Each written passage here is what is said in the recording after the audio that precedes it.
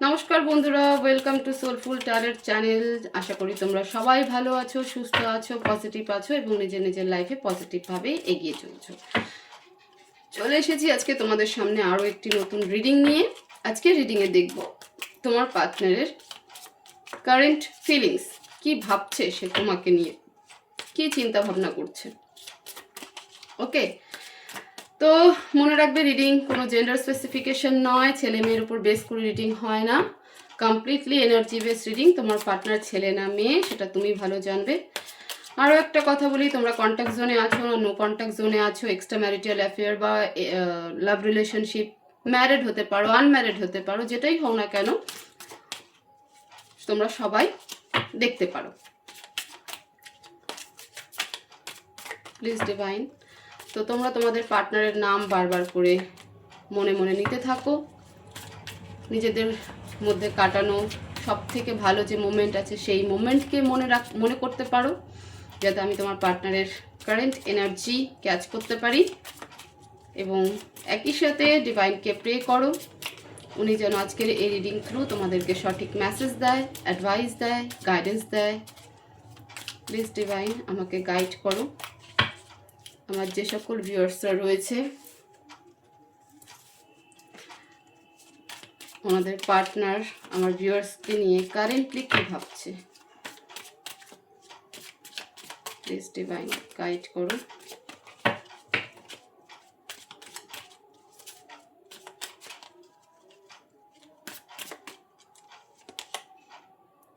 Eight of Wands,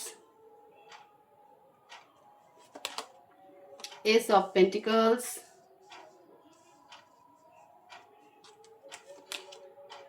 Six of Pentacles,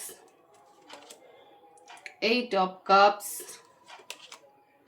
Queen of Cups, hopefully card সব দেখতে পাচ্ছ, The Hanged Man,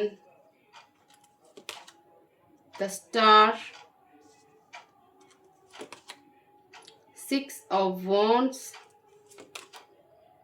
Two of Pentacles, The World, Nine of Wands. Okay, আমার ভিউয়ার্সের current energy please divine, আমার ভিউয়ার্সের current energy, আমার ভিউয়ার্সের current energy কি,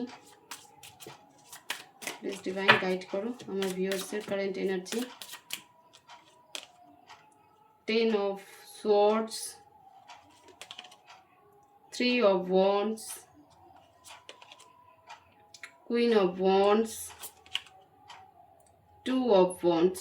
Okay, and Justice. Okay, currently আগে তোমাদের এনার্জি বলে দিই। কারেন্টলি নিজের মনের মধ্যে প্রচুর বার্ডেন ফিল করছো, ঠিক আছে, জাগলিং করছো, কনফিউশন আছো যে কি করা উচিত, ডিসাইড করতে পারছো না যে তোমার কি করা উচিত না উচিত। তোমার তুমি যেটা ভাবছো হতে পারে তুমি থার্ড পার্টি সিচুয়েশন ডিল করছো, বা এমন কোনো থার্ড পার্সন এনার্জি ডিল করছো যেখানে তোমার মনে হচ্ছে যে সেই ব্যক্তির জন্য বা সেই এনার্জির জন্যই তোমাদের রিলেশনশিপটা ডিস্ট্রয় হয়ে গেছে। নিজেকে হিল করার চেষ্টা করছো, নিজের মনকে হিল করার চেষ্টা করছো, কনফিডেন্ট হওয়ার চেষ্টা করছো, বাট স্টিল জাগলিং করছো।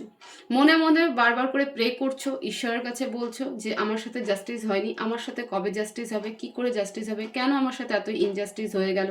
ঠিক আছে, তুমি জাস্টিস, বেসিক্যালি তুমি জাস্টিস চাও, যে তোমার সাথে যাই হয়ে থাকুক না কেন জাস্টিস হবে। এই রিলেশনশিপ তোমার, এই রিলেশনশিপ বলবো না, এই রিলেশনশিপে যা হয়েছে সেটা তোমাকে ভীষণভাবে পেন দিয়েছে, বা পেনফুল একটা সিচুয়েশনে তুমি কারেন্টলি আছো।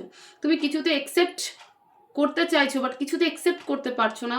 কিছু কিছু জায়গা এমন হয়েছে যে যেখানে তোমার মনে হচ্ছে যে কি করে সম্ভব, একজন মানুষ এরকম কি করে করতে পারে, শুধুমাত্র কোনো থার্ড পার্সন বা থার্ড এনার্জির জন্য আমার সাথে কি এরকম বিহেভিয়ার বা এরকম বিট্রে বা এরকম ডিসলয়াল কি হতে পারে, এত বড় ইনজাস্টিস কি আমার সাথে করতে পারে।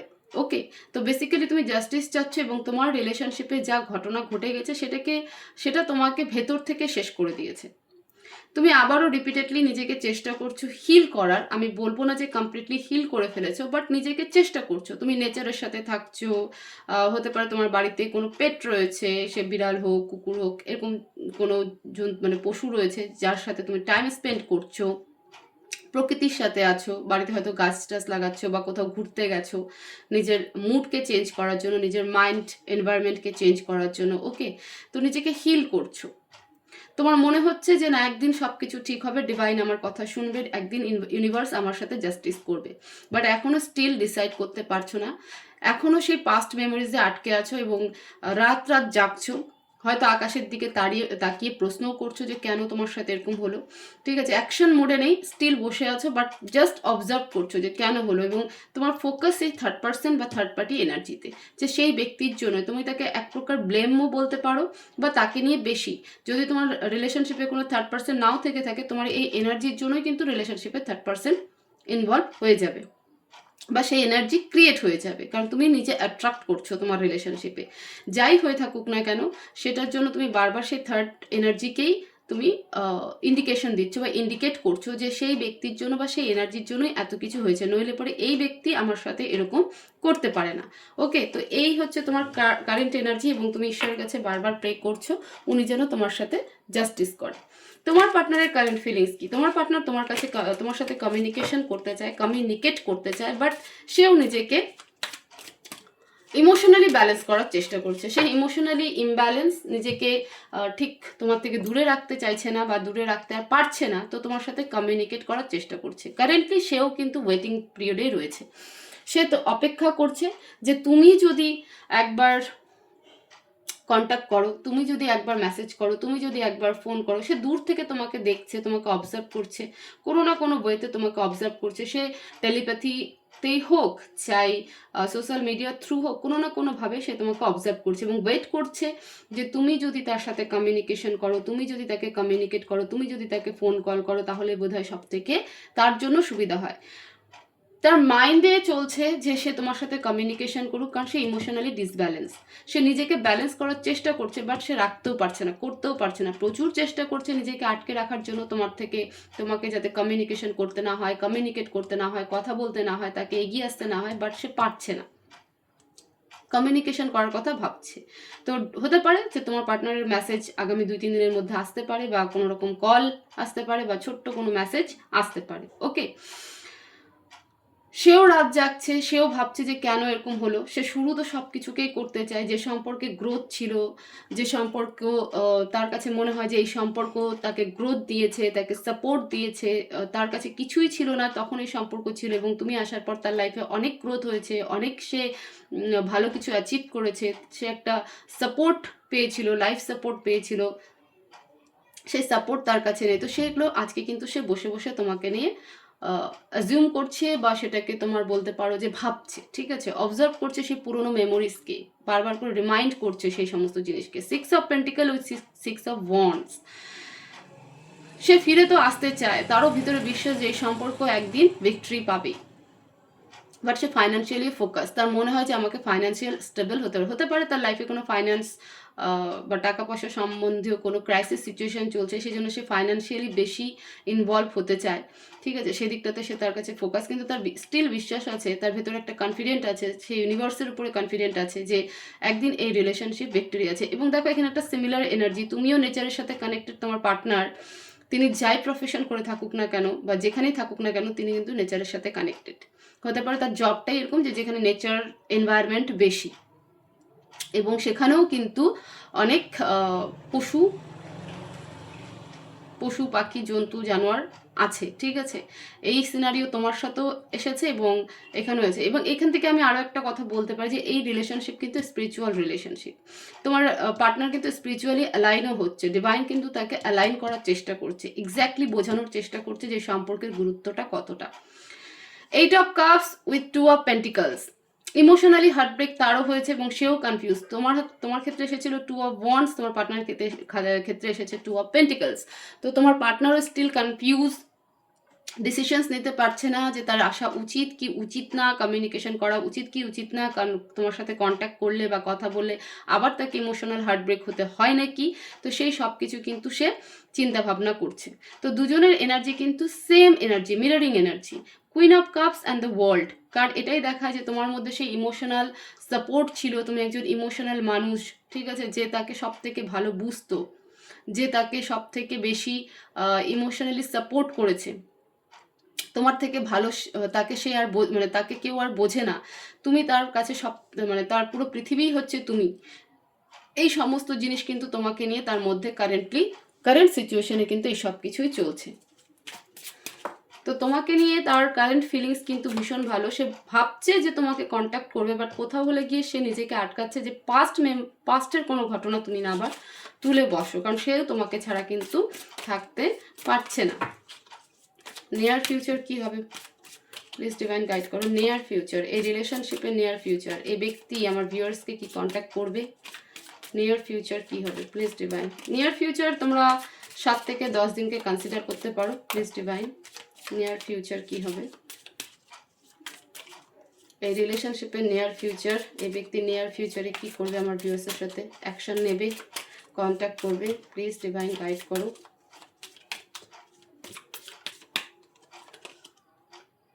Knight of Pentacles, 10 of Wands,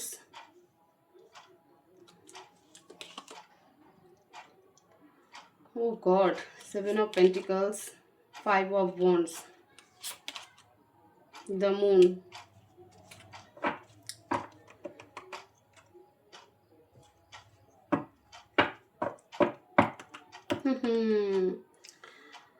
communication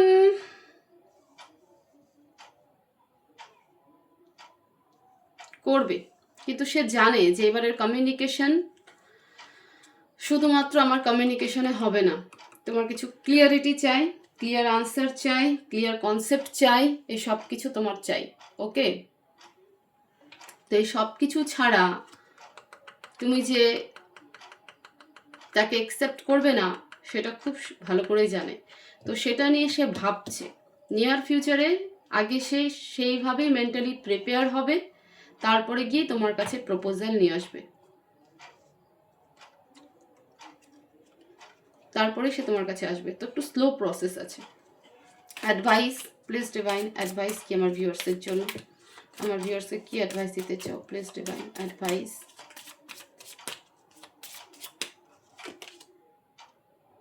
10 of swords, burden feel করা বন্ধ করো, জাগলিং করা বন্ধ করো, কনফিউশন হওয়া বন্ধ করো, ক্লিয়ারিটি দেখার চেষ্টা করো। তোমার লাইফে নিউ প্রপোজাল আসছে, নিউ পার্সন আসছে। 5 অফ পেন্টিকলস, ভয় পেও না যে একা চলতে হবে তোমাকে, ভয় পেও না। ডিভাইন মেসেজ দিচ্ছে, ক্লিয়ার মেসেজ, ক্লিয়ার অ্যাডভাইস, যে বার্ডেন ফিল করবে না, অ্যাকশন নিতে শেখো। লাইফে নিজের লাইফের অ্যাকশন নিজেই নাও, অন্যের ওপর ছেড়ে দিও না। তোমার লাইফে নিউ প্রপোজাল আসতে চলেছে, নিউ প্রপোজাল।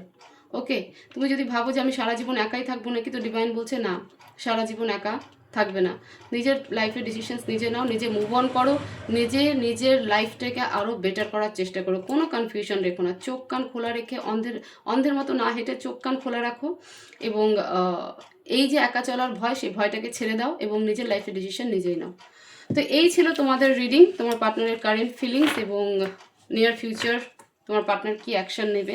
তো হোপফুলি ভিডিও তোমাদেরকে অনেকটা হেল্প করবে। তো ভিডিও ভালো লেগে থাকলে অবশ্যই ভিডিওতে লাইক করবে, শেয়ার করবে, কমেন্ট করবে এবং চ্যানেলকে অবশ্যই সাবস্ক্রাইব করবে। সবাই ভালো থাকবে, সুস্থ থাকবে, দেখা হবে নেক্সট ভিডিওতে। Thank you so much.